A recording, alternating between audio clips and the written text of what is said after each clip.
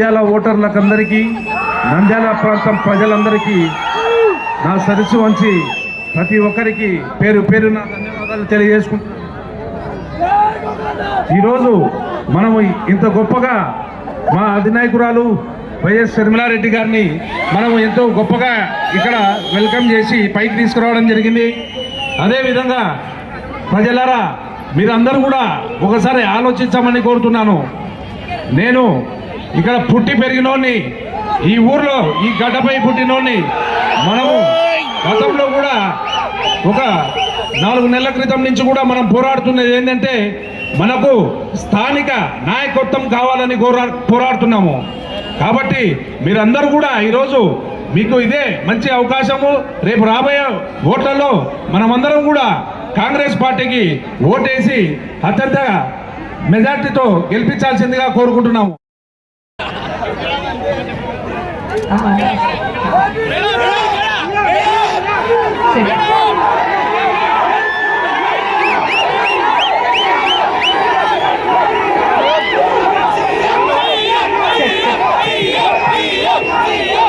నంద్యాల ప్రజలకు ఇంత ఆలస్యమైన వేచి ఉండి థ్యాంక్ యూ.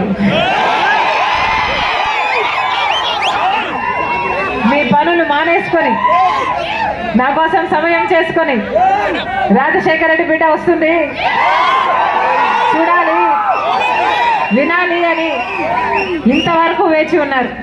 ప్రతి అన్నకు, ప్రతి తమ్ముడికి, ప్రతి అయ్యకు, ప్రతి అమ్మకు, ప్రతి అక్కకు, ప్రతి చెల్లికి మీ రాజశేఖర రెడ్డి బిడ్డ శిరస్సు వంచి చేతులు జోడించి నమస్ఫూర్తిగా నమస్కరించుకుంటుంది. ఎన్నికలు వచ్చేసాయన్నా,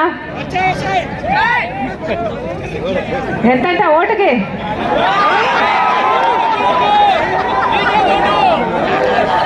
5 3 5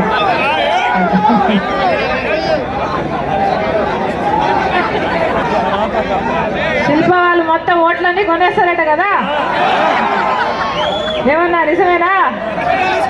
మీ ప్రేమను, మీ అభిమానాన్ని కూడా కొనేస్తారట కదా, నిజమేనా?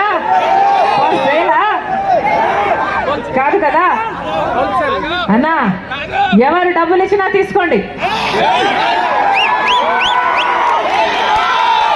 మీ డబ్బులే కదా, మీ డబ్బులే కదా, ప్రజల డబ్బులే కదా.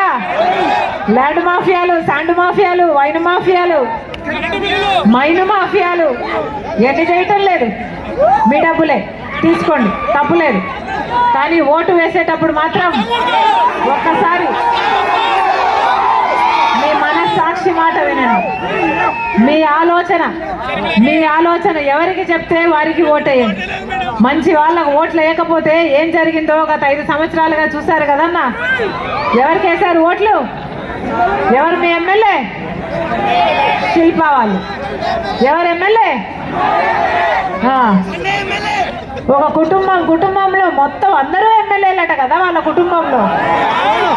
మీరు ఓట్లేసింది ఒక్కడికి, కుటుంబం మొత్తం అందరూ ఎమ్మెల్యేలట కదా. మొత్తం అందరూ దౌర్జన్యం చేస్తారట. ఇక్కడ ఏ కాంట్రాక్ట్ అయినా వాళ్ళకేనట, ఏ లేఅవుట్లోనైనా వాళ్ళ పర్మిషనే ఉండాలట, వాళ్ళ కమిషన్ ఇవ్వాలట, లేకపోతే ఒక్క అడుగు కూడా ఏది పని జరగదట. ఇక అన్నిటికంటే మించి అత్యాచారాలు అన్నా ఇన్నా కథలుగా చెప్పుకుంటున్నారు ప్రజలు. ఒక కానిస్టేబుల్ని, సురేందర్ అనే కానిస్టేబుల్ని చంపేశారట కదా, నిజమేనా? సురేందర్ అనే కానిస్టేబుల్ని చంపేశారు. ఎవరు పట్టించుకున్నారు? న్యాయం జరిగిందా? ఒక కానిస్టేబుల్ని చంపేస్తేనే న్యాయం జరగలేదు అంటే ఇక సామాన్యునికి ఏమి న్యాయం జరుగుతుందన్నా? కానిస్టేబుల్ని చంపింది ఎవరు? శిల్ప వాళ్ళ అనుచరులు. ఆఖరికి వీళ్ళు మీ ఎమ్మెల్యే జైలుకు కూడా వెళ్ళాడట కదా చూడటానికి, చంపిన వాళ్ళని.